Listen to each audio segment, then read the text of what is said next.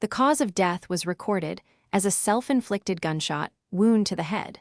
However, upon detailed examination and ballistic trajectory analysis, the medical examiner found that the entry wound on the deceased's temple was consistent with an external point of origin rather than self-infliction. This discrepancy prompted further investigation into the position of the firearm relative to the body at the time of discharge. Analysis revealed no signs of a traditional trigger or firing mechanism interaction on the hand, which contradicted the initial assumption of suicide. Additionally, residue patterns and trace evidence indicated that the weapon was discharged from a distance insufficient for a self-inflicted wound, but significant enough to rule out accidental discharge. These findings suggested an external agent's involvement in the incident, necessitating further forensic evaluation to clarify the circumstances surrounding the deceased's death. Chapter: Case Background. The incident under investigation occurred on September 15th at a residential property located in the suburban area of Maplewood, approximately 30 miles northwest of the city center. At approximately 9:45 p.m., local law enforcement received a report from a neighbor who observed unusual activity outside the residence and heard multiple gunshots.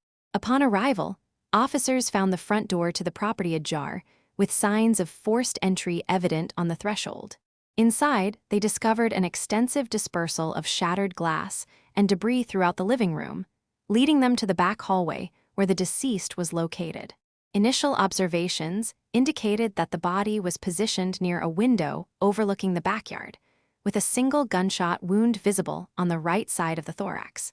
The nature of this entry wound suggested immediate lethality, prompting officers to secure the scene and initiate a thorough investigation, including the collection of ballistic evidence and initiating an interview with the reporting neighbor for additional details regarding the sequence of events prior to their arrival.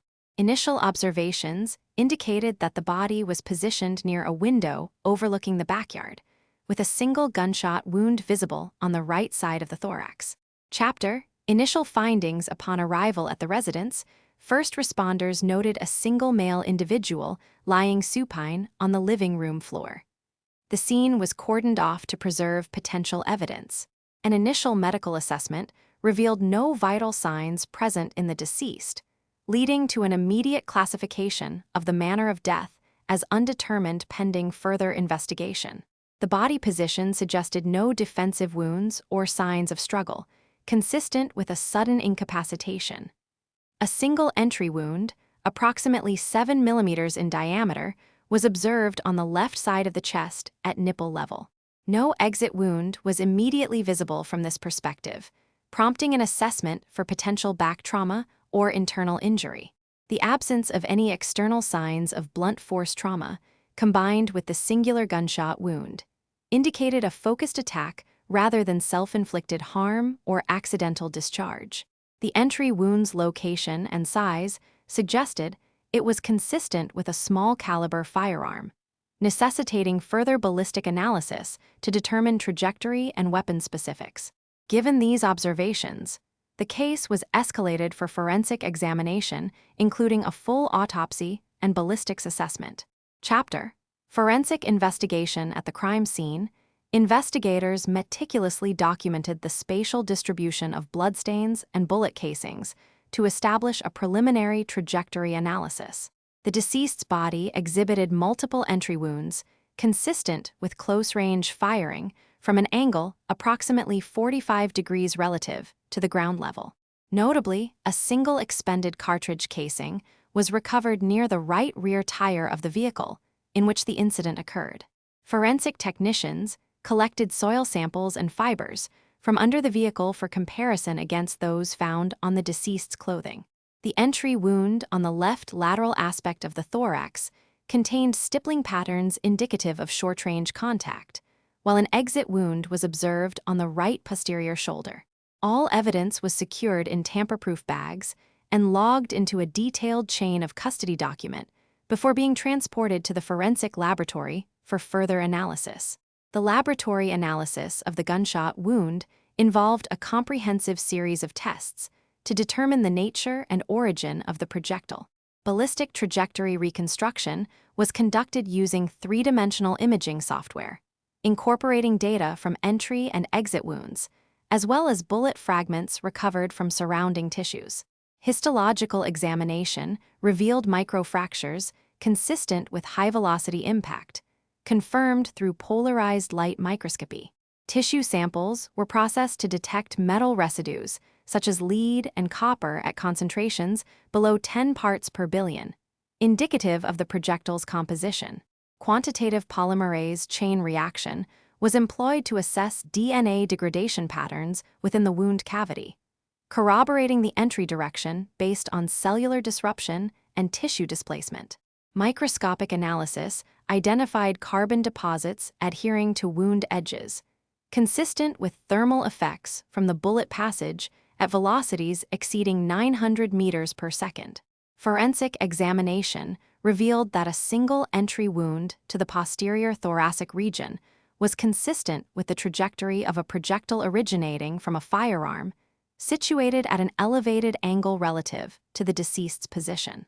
Analysis of blood spatter patterns and the distribution of gunpowder residue on clothing indicated the weapon was fired from approximately 2 meters away, supporting the hypothesis that the shot was discharged during close proximity interaction between the shooter and the deceased. Forensic examination revealed that a single entry wound to the posterior thoracic region was consistent with the trajectory of a projectile originating from a firearm situated at an elevated angle relative to the deceased's position. Postmortem interval estimation utilized decomposition stages observed at the scene alongside entomological evidence. The presence of early-stage fly larvae suggested an elapsed time since death ranging from 12 to 36 hours prior to discovery, consistent with witness accounts, placing the last confirmed sighting of the individual approximately 2 days earlier. The timeline established by this reconstruction corroborated key aspects of the initial report and ruled out alternative scenarios involving prolonged periods of undetected remains or delayed discovery. The entry wound on the deceased's left chest presented a single gunshot injury consistent with a firearm discharge from an approximate northeasterly trajectory. Microscopic analysis of tissue samples and residue patterns indicated a close proximity contact, with stippling around the wound indicative of less than 1 meter distance between weapon and victim at time of firing. The angle of entry was determined through X-ray imaging and 3D modeling techniques to be approximately 45 degrees downward and inward towards the thoracic cavity. This trajectory corroborated witness statements, placing individuals in positions relative to the deceased during the incident.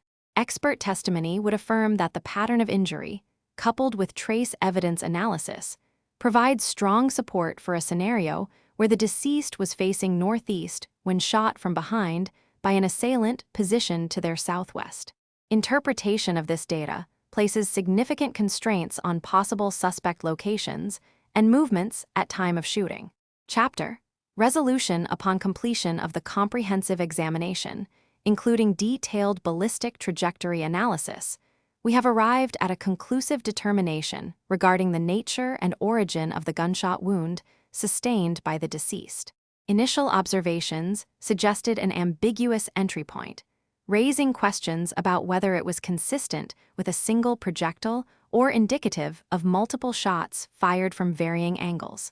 However, through meticulous documentation of wound characteristics, including the presence of stippling and soot patterns, alongside corroborative evidence such as bullet fragments and trajectory mapping, we were able to confirm that the injury resulted from a singular gunshot originating from a relatively close range. Initial observations suggested an ambiguous entry point, raising questions about whether it was consistent with a single projectile or indicative of multiple shots fired from varying angles. This analysis also allowed us to rule out alternative theories of multiple shooters or accidental discharge scenarios. Notably, the entry wound's morphology, coupled with the absence of exit wounds, provided definitive evidence supporting our hypothesis.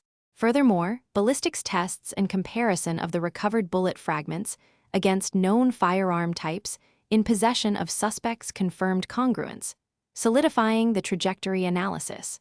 In summary, while initial assessments were inconclusive due to limited data, subsequent investigative efforts clarified that a single gunshot from a proximal distance was responsible for the deceased's fatal injury.